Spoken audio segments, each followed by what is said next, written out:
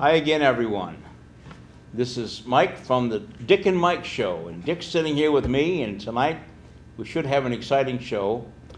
We're going to talk about a little something that's a pet peeve, I think, of Dick's and mine, and we're calling this show Accommodating Tragedy. You can see it on the screen, and I hope we get some responses to this to our email.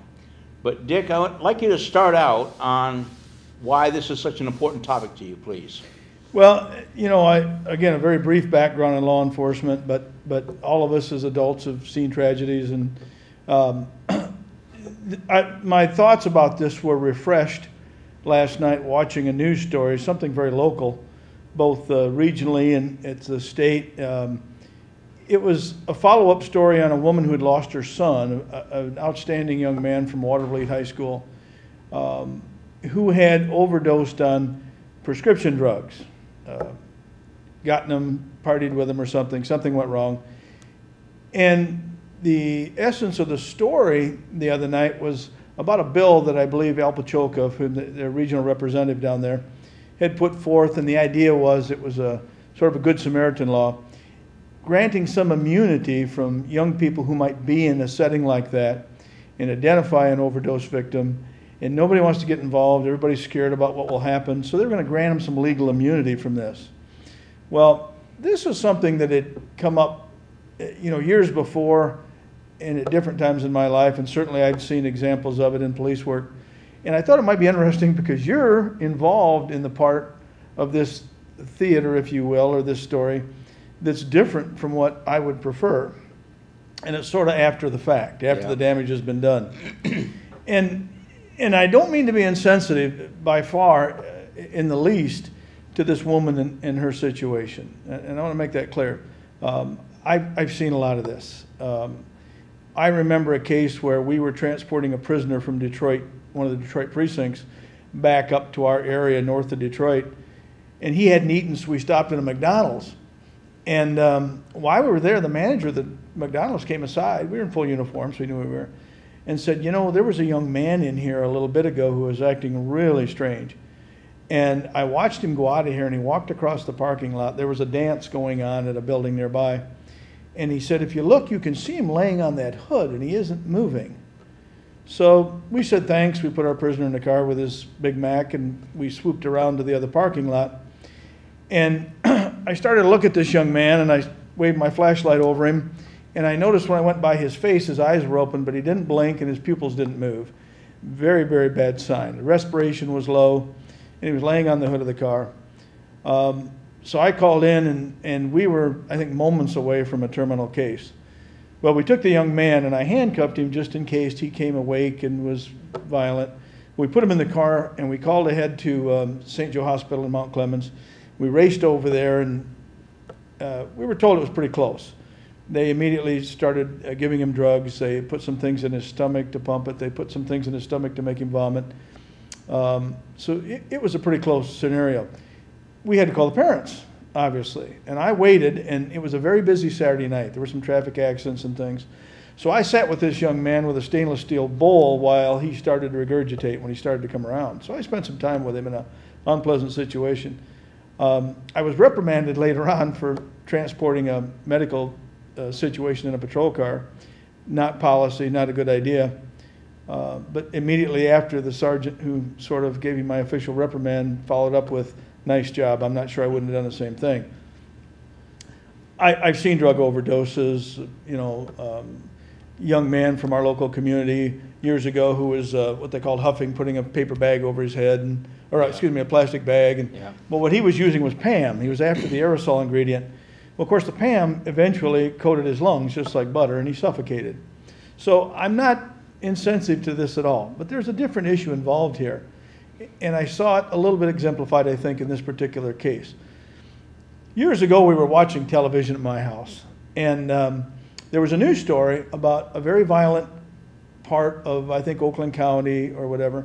But the essence of the news story was a female superintendent wanted to put, I'll say, a $3,000 accidental death benefit on every student in that school, because it was such a violent period and a violent neighborhood, that these kids were dying from drive-by shootings and gang violence, and the parents couldn't even afford to bury them. So we were watching the news story, and this is when my wife realized that my approach to this might be a little different. I said, you know who those kids are? As the new camera panned the school, you know, that were the students, a classroom where students were in the school that was the subject of the story. And I said, you know who those kids are? And she said, yeah, they're the kids that go to that school. I said, no, those are the kids that now know that there isn't an umbrella of protection in the adult world up there. That the adults are not so concerned with keeping them safe as they are money to bury them. And so this is what I kind of accommodating tragedy. We look at the aftermath and how can we do this? We're notorious in this country for holding candlelight vigils and passing laws. A perfect example, well-intended I'm sure, but is a law that says if you're out partying and your friend gets overdosed, you can call the police and not worry about ramifications. Nobody's talking about what are you doing at a party taking pills? You don't have a degree in chemistry. You're not a biologist. Yeah. You're putting things in your body. You have no idea what's going to happen. Nobody's saying, what in the world are you doing? Because that's too harsh and it's too judgmental. And it's probably going to make some parent feel bad that I raised a kid that was foolish enough to do that. But the point is, we're accommodating this after the fact in a way our society's become comfortable with. Let's don't be harsh. Let's don't be judgmental. Let's make it easier for folks that are caught in this situation. And yet, the bodies and the circumstances keep piling up. This is, let's say you make a living out of. I don't mean to, like you're a carpetbagger, but this is what you deal with. Yeah, and it's a shame that we have to come to that extent, because while you were talking, I was thinking of the different scenes that I've seen and also the ones I've been involved with the death of young people. And when you sit down and talk to the parents, all the signs were there, but they didn't do anything. They didn't see it. Mm-hmm. They didn't report it. And the most common two words that you hear from them after the death of the loved one, whoever it might be, was, I wish. Right. I wish I'd have done something. Sure. I wish I'd have said something. I wish I hadn't let it go. Right. I wish I hadn't ignored or enabled is another word. Enabling tragedy is what we do as well. And the other side of the coin that I'm on is the intervention part of it. Right. Well, the courts get these clients come in, and they're charged with various different crimes. And we deal mainly with anger management, substance abuse, and domestic violence, and then domestic violence with battery or with assault. And they'll sometimes reduce the charges to allow them to do an intervention program with the hopes, and I understand the hopes, and I understand the hope that people have. Human reclamation is not a bad idea if you can pull it off. Nobody's against that. And the issue is which programs, and I'm not saying ours is the best because ours is what it is. There's other ones that are really good, and I belong to a national organization that supports standardization of counseling, so I hope that comes off one day. But how we get these clients to come in hoping they get what we're talking about, hoping they understand that what they're doing is not working. Right. And everything they know in their entire life got them arrested. So you might want to look at a different approach here. How do we tell them, and I'll say sometimes, as smart as you think you are, as educated as you think you are, as old as you think you are, you're sitting on that side of the table having to do this class. So there's something you're missing. Right. How do we get that message to them without them thinking, well, right now I did this is my third time, my third offense, my fourth offense, whatever, and right now I got a slap on the wrist. Right. I complete this program and I'm off. Right. I don't go to jail, I don't go to prison. And how many times do we see that those are the third and fourth and fifth offense people that finally run an intersection and take out an innocent family? Yeah, a lot. You used a phrase there that I've sort of picked on, and this is where I get in trouble because I split hairs and I wordsmith. Right. If I mention to you spouse abuse, who's being harmed? Who's being harmed? Right. the whole family. Well, but the spouse typically. The that spouse phrase, is, yeah, that's the first.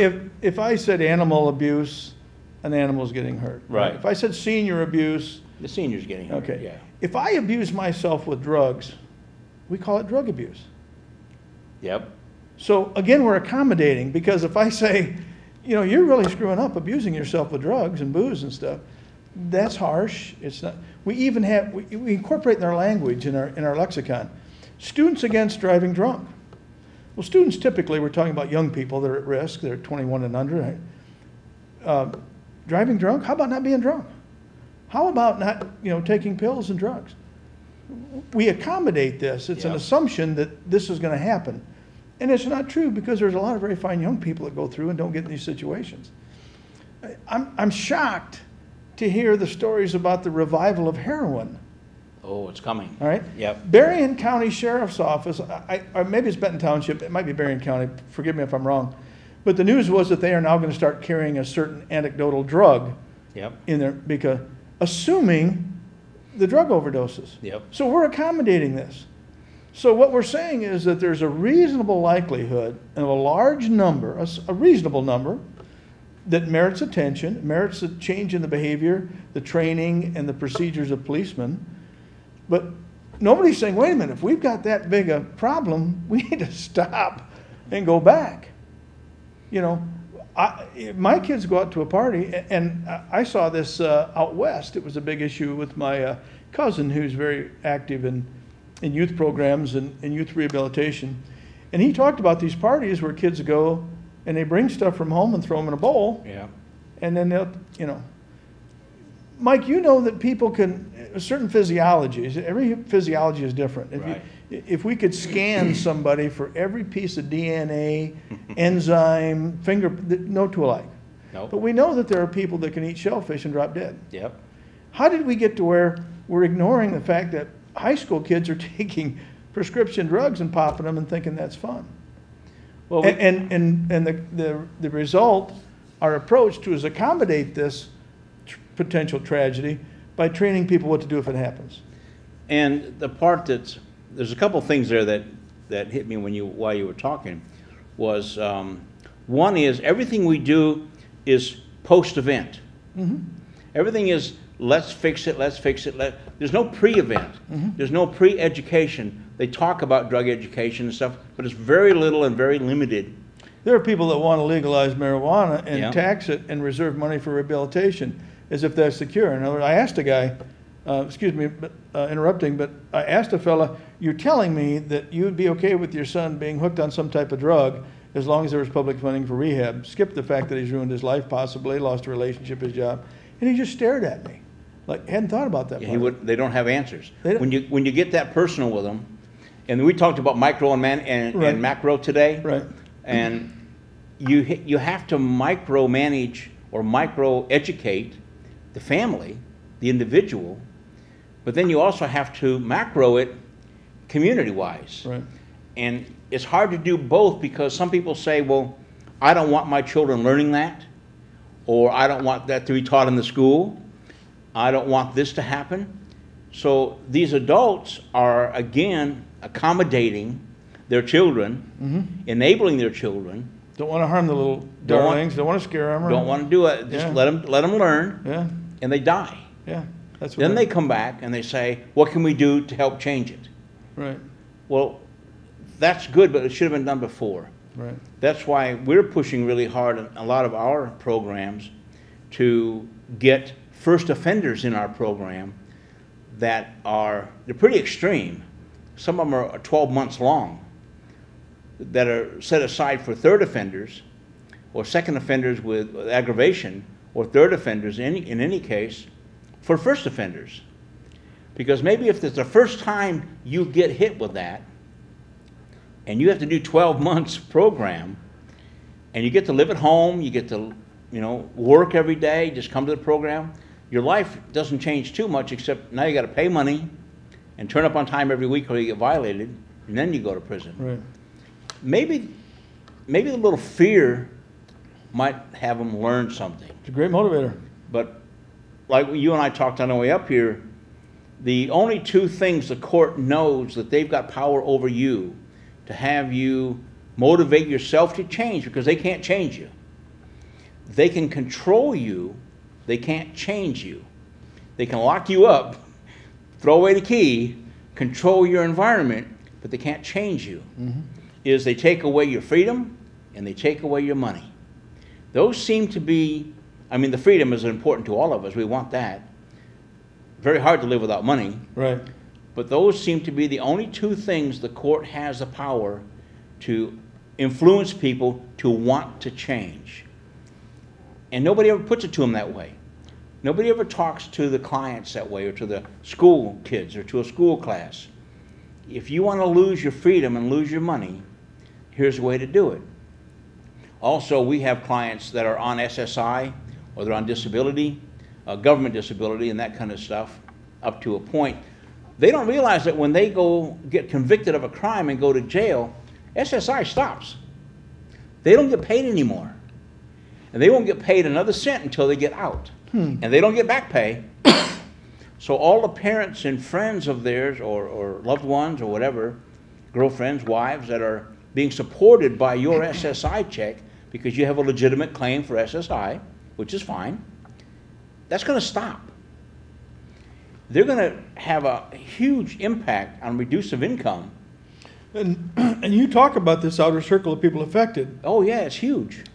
This goes back even to the 60s when people protested about recreational drugs, and what was the term that they referred to as a victimless crime. Yeah. We'll tell that to the spouses, tell that to the boss, tell that to the children who live in that house.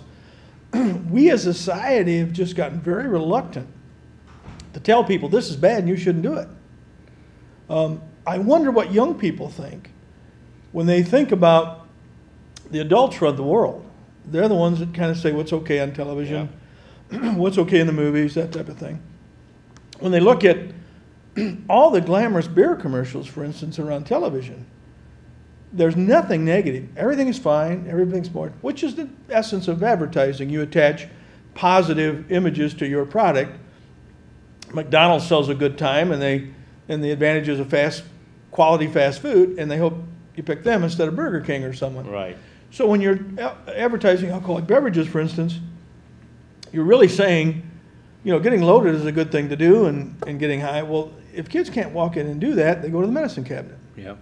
And if they can't go to the medicine cabinet because mom and dad don't have a reservoir, they can go to a friend, or they can go to one of these parties, or they can go to the fellow that's a beautiful young girl as part of this story that passed away a while back from heroin. Can you imagine? The heroin epidemic was in the 50s. Wow. And we thought we learned from that. High school kids overdosing on heroin. And the story was, again, accommodating tragedy. The essence of the story was, gee, it's not just heroin, they're mixing it with this other pharmaceutical, which makes it even more dangerous. That was the story. I'm sitting back, how about a beautiful teenage girl dying of a heroin overdose? That used to be Skid Row for a 30-year-old guy that lost his way in Chicago and New York. Yep. Getting back again to hold it, time out. We have a huge problem here. We're not harsh enough on the people that are killing our kids. We're not harsh enough on the people that are influencing our children. It's almost entrapment when you do nothing but show young people how attractive you will be and how everybody else does it and how sociable it is. So they drink. As I said, the fellow that I talked to from advertising in New York years ago when I was involved in a court case said point blank, what do you suppose, more people drink illegally or drive illegally? Well, they drink illegally. Well, he says that's because the automotive industry could never advertise their products the way the alcoholic beverage does. They couldn't leave out all the negatives. So it's almost entrapment to tell them this is what you do, this is what, and then we get them, we take away their license, we take away $10,000, $11,000 of their money, we label them, put them in, I know young people that have gone through the court process. The judge was very rude to them. And I sat in on one just as a friend of a family. And, I expect to see you back here again. You haven't learned your lesson, that type of thing. I'm thinking this young person's doing what society has told them. Yeah. And so we accommodate the tragedy with things like Students Against Driving Drunk, students, and the tragedies are taking place. They're everywhere. It's not, I don't know whether you want to say the consequences aren't strong enough. The education's not there, that's for sure. Right. To have the people do it. We get so many people come in that don't have a clue. And, you know, we have a large substance abuse program. And when we start breaking down... Substance abuse or personal abuse with substances? Yeah, personal abuse with substances. That's what it really is. Yeah. And, well, because of the climate today, it's called a substance abuse program. Right. In other words, there's a presumption that you can use it right, you're just using it wrong. Yeah. You're abusing it. You're abusing it. Yeah. And we get to, well, the marijuana, you always have this debate, every class, about the legalization of marijuana, and it's good for you, and all the herbs is naturally grown, and there's such good stuff to it. I said, yeah, all those things are true up to a point. You have to refine it and change it in order to use it medicinally properly. You just don't smoke it. Right. And then we start breaking down and show them the scientific results and consequences of marijuana smoke in relation to harm that does to them. And they don't believe it. And we've got the facts, the statistics, the tests, and they just don't believe it. And the one thing that we catch them on a lot is that according to statistics and research, that one joint of marijuana has 70% more hydrocarbon carcinogenics than a cigarette. Sure. But nobody gets lung cancer from marijuana. And the reason is... Don't smoke as much. Most of them smoke cigarettes. Ah. So they're getting lung cancer from the cigarette, from both, and yet they can't tie the two together. There's not one case of direct lung cancer with marijuana. Well, and Mike, you look at, have you ever had surgery, been in a hospital? Yes. So have I, a couple of them, you know. And there's a point where they give you the first shot to calm you down so you won't be crying when you're wheeled down to the operating room. And at that point, they take the sides of the bed and they push them up. And you're not getting out of bed anymore. You know, you're not going to the bathroom. You're on your own. You're incapacitated. Similar environment when you've taken a few drugs, smoked a couple joints, drank a few beers, and yet we go out into the public. Yeah.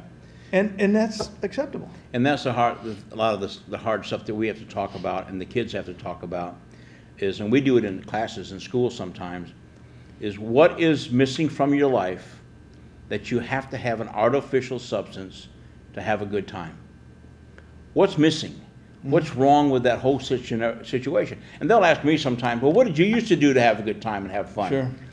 And I tell them, you're not going to believe this, but I used to climb a tall, tall tree in a windstorm and hang on like crazy. And just let the leaves and the tree, bro. Sort of Lieutenant Dan on the mast. Just hang on. Talk about excitement and danger and fun. I never fell out, thank goodness, but I said, that was fun. I had a great time. Now, are you going to do that? No, of course not. But what is it about your life that's missing that you have to have 2 or 3 beers to feel good? You have to have a joint of pot to feel good. Right. You have to have a little injection of heroin or smoke it, some crack, some cocaine. What do you have to do? Why does that have to happen? And when you talk about the harsh lessons, the harsh motivations, the training, the prevention, whatever, again, we both have a military background. They take people from all walks of life in 12, 13, 14 weeks, get them, you know, on the same page. Right. Great deal of motivation. Get them to stop their individual thinking and resistance. They have a lot of creative ways to do that. Oh, yeah. But an underlying thing is that if you don't do this, you or somebody's going to die. If you die, it's over with. If as a result of your activity somebody else dies, you get to live with that forever. Yeah. We find that too harsh to tell a young person. You know, if you drink and party and drive down the road, I know a specific instance where a young fellow was a sole survivor in a night of partying in a car accident. 4 or 5 kids in the car. There were 5, excuse me. It was a quad fatal. 4 died. 6 months later, this young man took his own life because he couldn't stand to live with himself. And we told him, you know, just Students Against Drunk Driving was the answer for it.